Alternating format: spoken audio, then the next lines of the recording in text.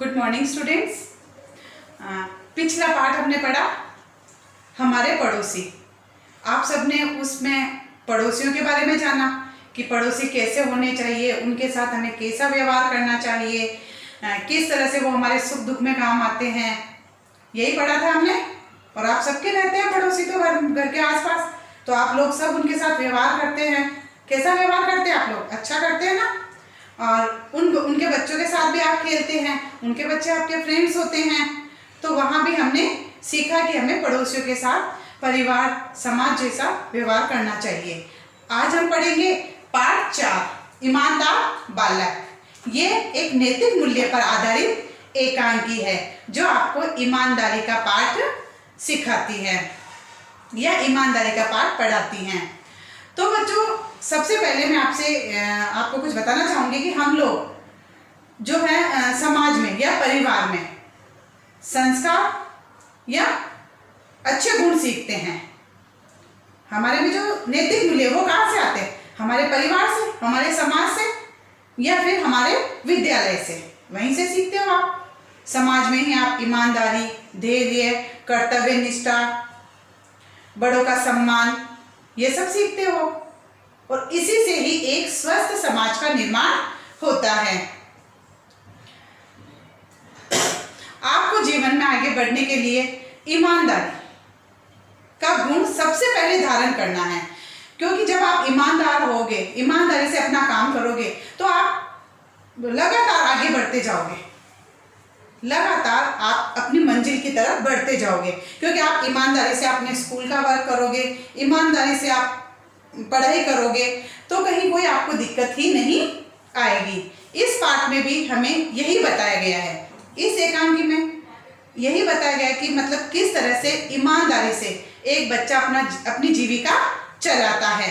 अब स्कूल अपने चल नहीं रहे हैं, कक्षाएं लग नहीं रही है, तो यहाँ पात्र भी मेरे पास अवेलेबल नहीं है। तो इसमें जो पात्र हैं पहले उनके बारे में बता दूं। इसमें बसंत एक लड़का है, राजकिशोर मजदूर वर्ग का नेता है, प्रताप बसंत का भाई है, बिकू अहीर बसंत और प्रताप के मकान वाला है, कृष्ण कुमार राजकिशोर का दोस्त है।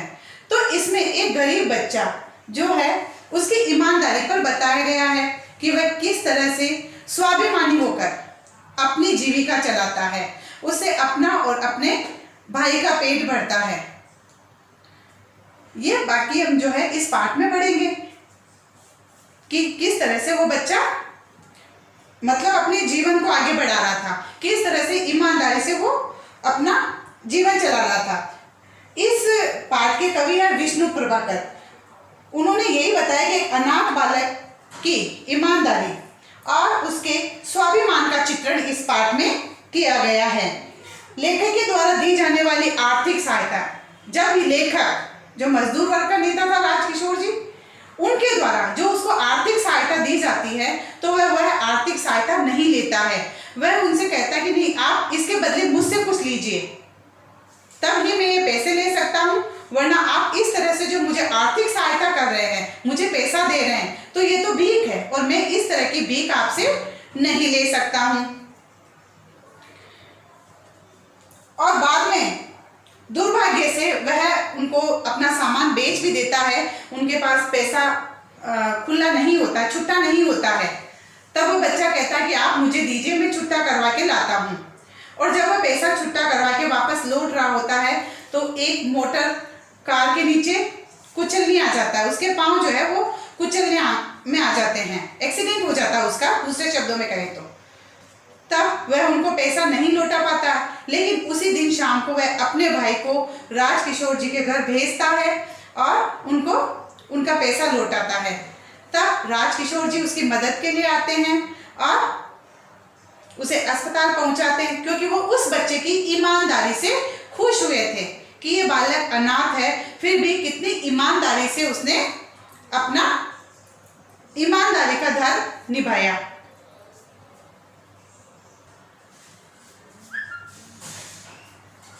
सबसे पहली बात बच्चों मैं आपको बताऊं, आज के समय में हमें समाज में टिके रहने के लिए क्या जरूरी होता है? सजग और जागरूक जागरूक होना, क्योंकि आज हमें हर जगह धोखा मिलेगा, हर जगह बेईमानी मिलेगी। हर इंसान हमें पीछे धकेलने में लगा हुआ है। कोई ये नहीं चाहता कि हम आगे बढ़े, वो हमें पीछे धकेलेगा। तो इस समाज में टिके रहने के लिए, यहाँ अपना वर्चस्व बनाए रखने के लिए हमें सजग और जागरूक रहना भी बहुत जरूरी है। हमें पग पग पर सावधानी बरतनी पड़ती है। छोटी छोटी चीजों में हमें ध्यान रखना होता है कि हम कहाँ कौन सी सावधानी रखें। छोटी छोटी बातों का हमें पूरी तरह से ध्यान रखना चाहिए। उसके लिए सावधानी होना बहुत जरूरी है। अब सावधानी बरतने के लिए हमें कहाँ बरतनी चाहिए सावधानी? जैसे हम सड़क पर चल रहे हैं, बाजार जा रहे हैं, बैंक जा रहे हैं, एटीएम जा रहे हैं, तो वहां हमें सावधानियां बरतनी पड़ती है। आप बाजार निकले, थोड़ा सा आपका ध्यान इधर उधर हुआ, आप दुर्घटनाग्रस्त हो सकते हैं। तो यह आपके साथ बहुत बड़ी हानि हो सकती है। आप बाजार गए, कोई लुटेरा, कोई ठग आपको लूट कर ले जा सकता है। आपको अपनी बातों में उलझा लेगा और आपसे पैसा है, आपके जेवरात है, कुछ भी है, आपसे ले जा सकता है। और एटीएम में गए तो वहां भी आपको सावधानी बरतना बहुत जरूरी है, क्योंकि वहां भी आप अगर एटीएम कार्ड भूल कर आ गए तो वो भी आपके लिए बहुत नुकसानदायक है। अब आइए देखते हैं पाठ के शब्दार्थ।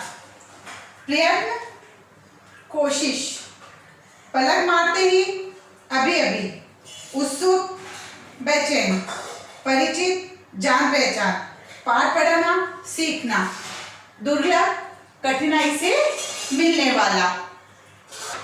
तो आइए बच्चों, अब हम शुद्धता और स्पष्टता के साथ ईमानदार बालक एकांकी का वाचन करेंगे।